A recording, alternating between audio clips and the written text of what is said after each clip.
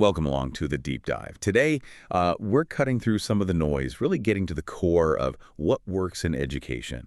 And this deep dive, it's specifically for you, the teachers, the leaders, everyone involved in education, right there in Bangladesh. Absolutely. And we really do get the context you're working in. The commitment is huge. We see that. But, well, so are the challenges, aren't they? Large classes, maybe not always having the resources you need, and those high-stakes exams, they loom large. They really do. So our mission today is pretty clear. A full overview of evidence-based teacher development, or EBTD. We're not just listing things off. We want to explore the whole ecosystem, tools, research, training, and how it's all been shaped for Bangladesh, for your classrooms, your students. Right. And the core idea, the real heart of EBTD, is moving away from, just this is how we've always done it, or maybe chasing the latest trend.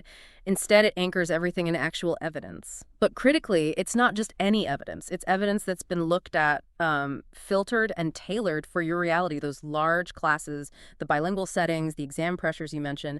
It's about what's proven to work there. Okay, that makes sense. Evidence-driven, locally tailored.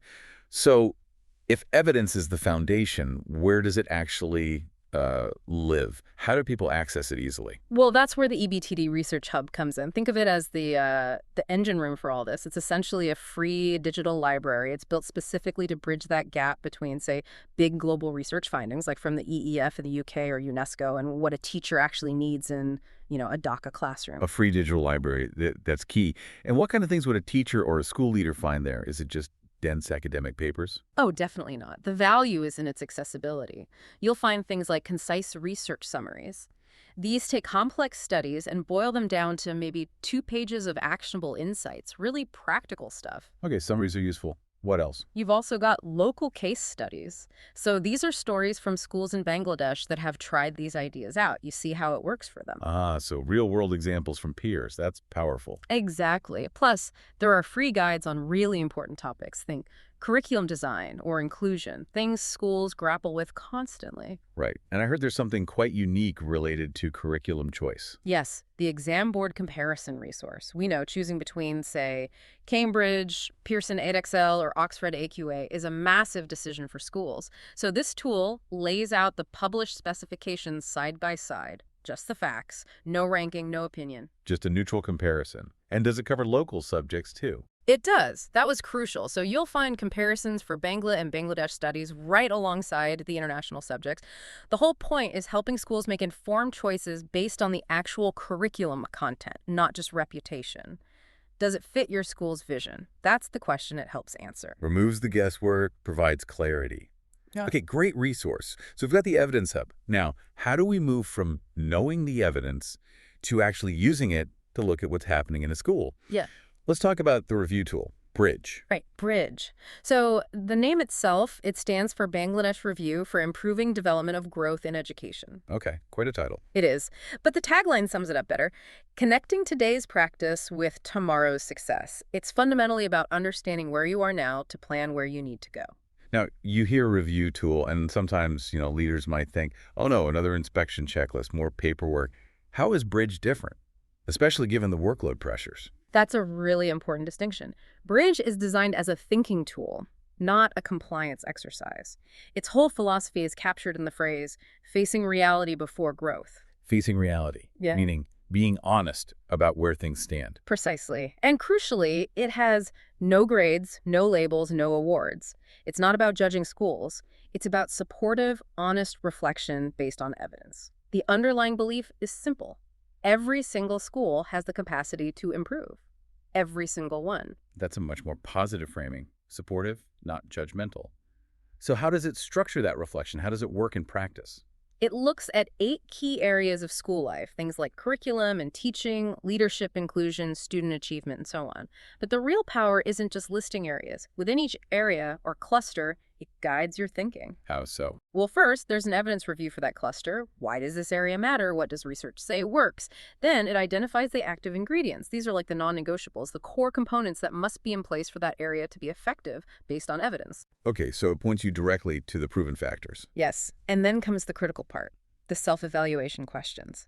These aren't tick boxes. They prompt deep discussion and require you to gather your own evidence from your school context.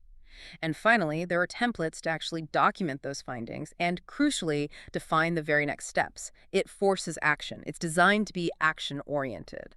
So it moves you from just talking about improvement to actually planning concrete actions based on a real diagnosis. I see.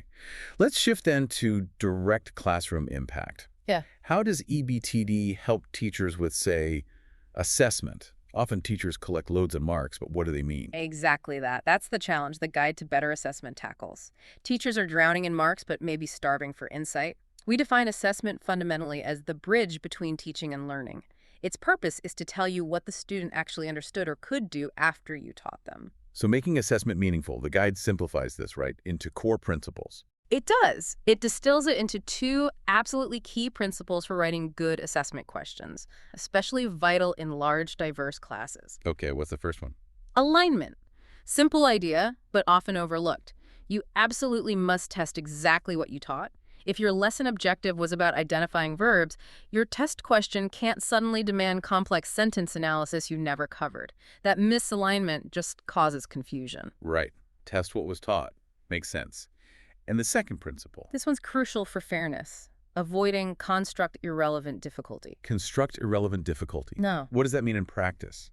It means you need to test the actual skill or concept, the construct you intended to assess, not some unrelated barrier like overly complex language or confusing formatting.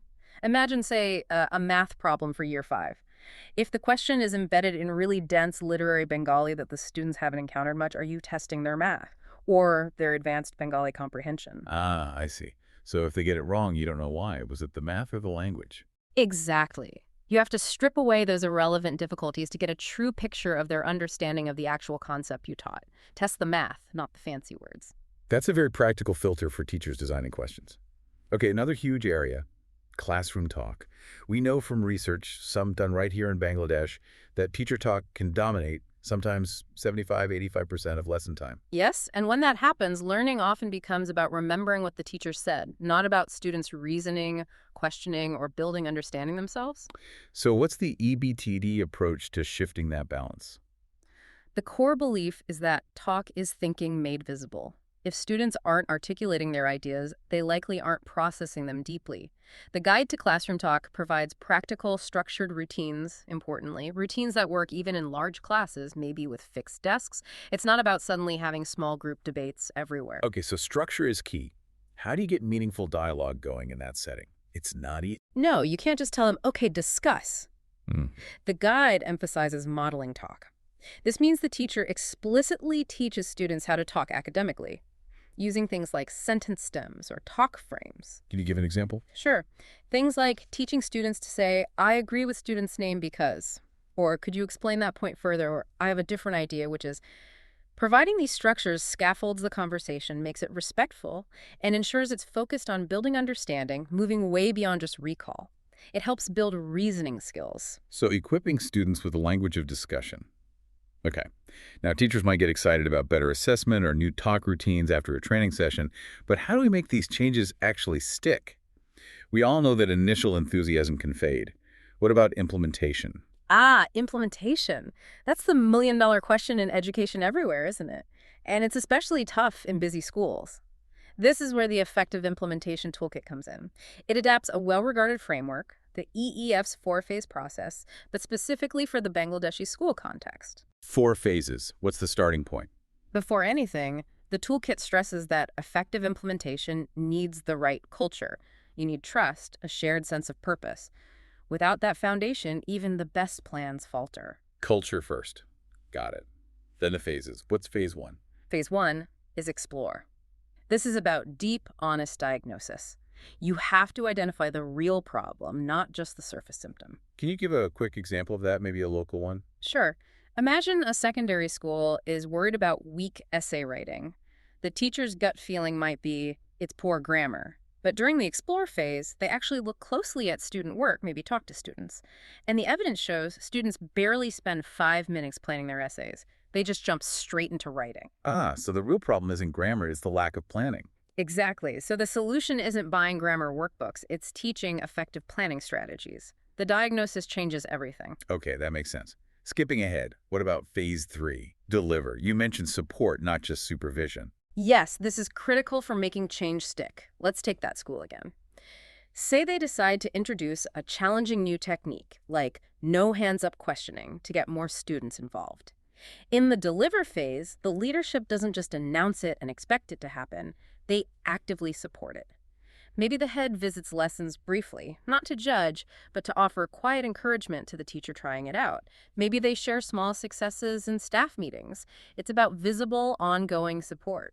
Building that supportive culture makes the change feel possible, sustainable. Absolutely. It's what helps scale up new practices beyond just one or two enthusiastic teachers. This focus on sustained change naturally leads us to more structured professional development. What pathways does EBTD offer for teachers looking for that kind of deeper growth? For teachers, the main pathway is the Integrated Teacher Development Award. The key word there is integrated. It's not just a menu of separate workshops. It's designed as a cohesive journey through 6 core interconnected modules that build on each other. 6 modules. Can you give us a flavor of how they connect? Maybe highlight one. Let's take the Mind to Memory module.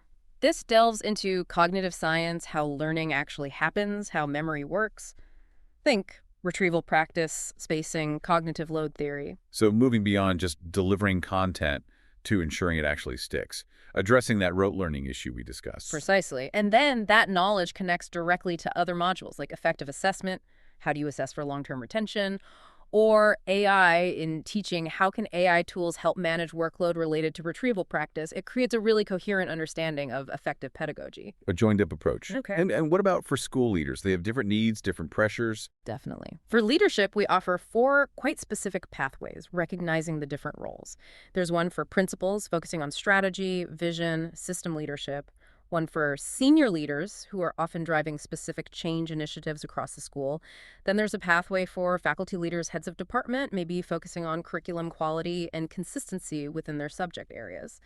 And finally, leaders of behaviors, concentrating on building that positive school culture and behavior systems. Very targeted. And are these aligned with any recognized standards? Yes, and importantly, they are aligned with international benchmarks like the UK's MPQs, National Professional Qualifications, but always contextualized for Bangladesh. The focus is always practical. What will you do differently? What impact will we see? They're about generating measurable change. Practical, measurable impact. Good. And just quickly, you also mentioned tutoring. That's a big part of the landscape in Bangladesh. It is, and often tutoring can drift into just drilling for exams, short-term fixes. So we developed a tutor training pathway, again, evidence-based. It aims to equip tutors to support deeper learning, not just memorization. It has 3 tiers: foundation, advanced, and tutor leader, and we've worked hard to make it affordable with costs between about 3,000 and 5,000 PACA to ensure quality training is accessible. Making evidence-based practice accessible for tutors, too. Okay.